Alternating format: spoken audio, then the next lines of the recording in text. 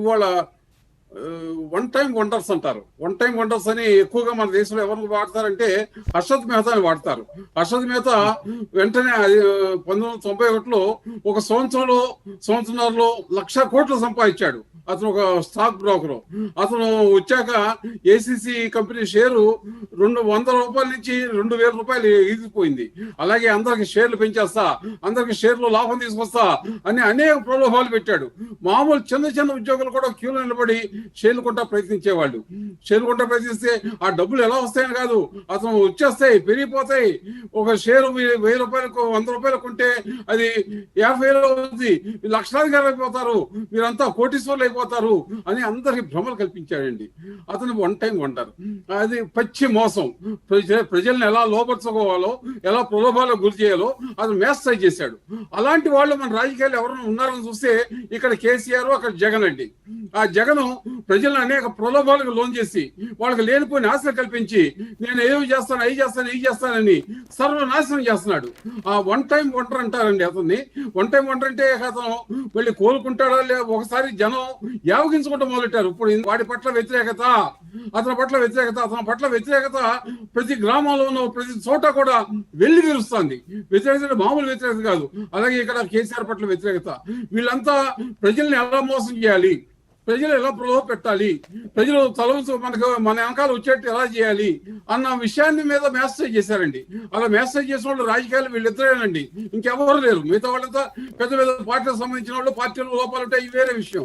కానీ వీళ్ళిద్దరూ మాత్రం ప్రజల్ని ఎలా వంచాలి, మీకు అందరూ స్వర్గాన్ని చూపించేశారండి మామూలు సామాన్య ప్రజలకి.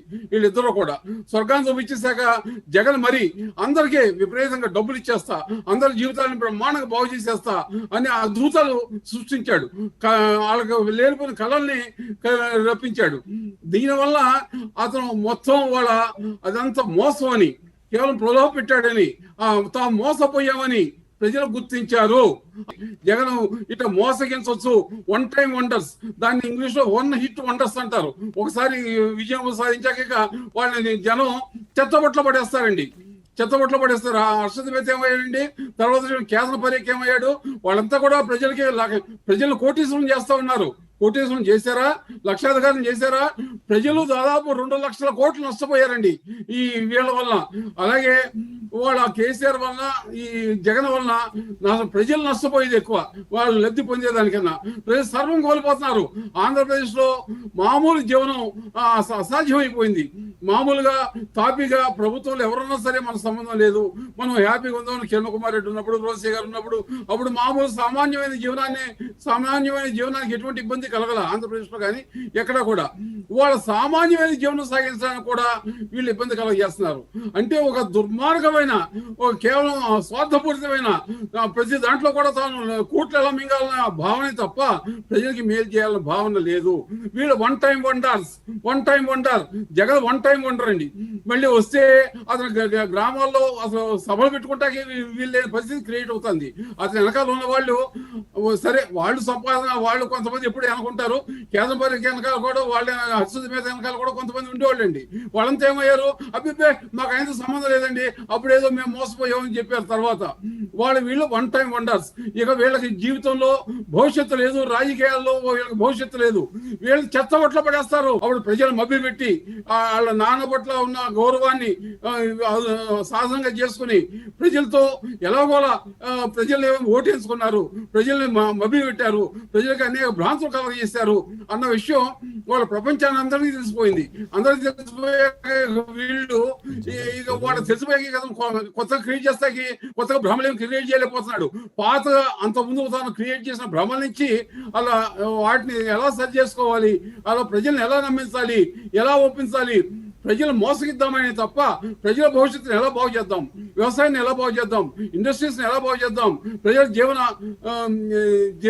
స్థాయిని ఎలా పెంచుదాం అనే భావన అసలు లేనే లేదు. ఎలా మోసగించాలి, వచ్చేసారి ఎలా మోసగించాలి, ఇంకోసారి ఎలా మోసగించాలి, ప్రతిరోజు కూడా అతను ఆలోచించేది ఒకటి, ప్రజలను ఎలా మోసగించాలి, ఈ ప్రజలందరినీ కూడా తన వైపుకు మోసగించి తన వైపుకి ఎలా తిప్పుకోవాలి, అందరిని తిట్టడం, అందరి మీద ద్వేషం క్రియేట్ చేయటం, మిగతా వాళ్ళకి కులాల మీద ద్వేషం క్రియేట్ చేయటం చేసి ఇతను ఒక వన్ టైం వండర్ గెలిచాడు. పెద్ద మెజార్టీ 151తో గెలిచాక వన్ టైం వండర్ అని అటువంటి వాళ్ళని అంటారు. వన్ టైం వండర్ అయ్యాక ఇక మరుసటి రోజు నుంచి అతను పతనం మొదలైంది. ఆ పతనం వాళ్ళ తారస్థాయికి చేరింది. మనం మోసపోయాం, మన వీడు మోసగించి అధికారానికి వచ్చాడు, మనం మోసగించాడు అని జనమంతా అనుకుంటున్నారండి. అంతప్ప రకరకాల పార్టీలకు జనం ఓట్లేసి ఓ పార్టీ గెలవచ్చు, ఓ పార్టీ ఓడిపోవచ్చు. కానీ గెలిచిన పార్టీని మోసగించి అధికారంలోకి వచ్చారని ప్రజలు అనుకోవటం మనం ఇంతవరకు ఎప్పుడు ఏం లేదండి. దేశం మొత్తం మీద ఈ మొట్టమొదటిసారిగా మమ్మల్ని మోసగించాడు, మమ్మల్ని మోసం చేశాడు అని వాళ్ళు ఇతని గురించి అనుకుంటున్నారు. అంటే మోసపోయారు ప్రజలు. మోసపోయారంటే ఇది ఒక వన్ టైం వండర్ గా ఉండి ఇతను జీవితంలో రాజకీయాల్లో చలమణి కాలేడు, రాజకీయాల్లో ఒక అడుగు ముందుకు వెళ్ళాడు. ఇక అతను ఎలా కోలుకుంటాడు, ప్రజల యొక్క తీవ్రమైన నిరసనని, వ్యతిరేకతని, శత్రుభావాన్ని ఎలా ఎదుర్కొంటాడన్నదే ఏకైక సమస్య. జగన్ పాలన గురించి కానీ, అతని భావాల గురించి కానీ, అతని వ్యక్తిత్వాన్ని గురించి కానీ, అతను చెప్పే మాటల గురించి కానీ సెన్స్ ఉన్న వాళ్ళు ఎవరు మాట్లాడుకోవట్లేదు. దేశంలో రాష్ట్రం మొత్తం మీద ఎవరు మాట్లాడుకోవట్లా. అతను ఇట్లా అంటున్నాడని ఎవరు మాట్లాడుకోవట్లా. అతను ఏదో మామూలుగా మతిస్థిమితం లేనివాడిగా చూస్తున్నారు. ఇతను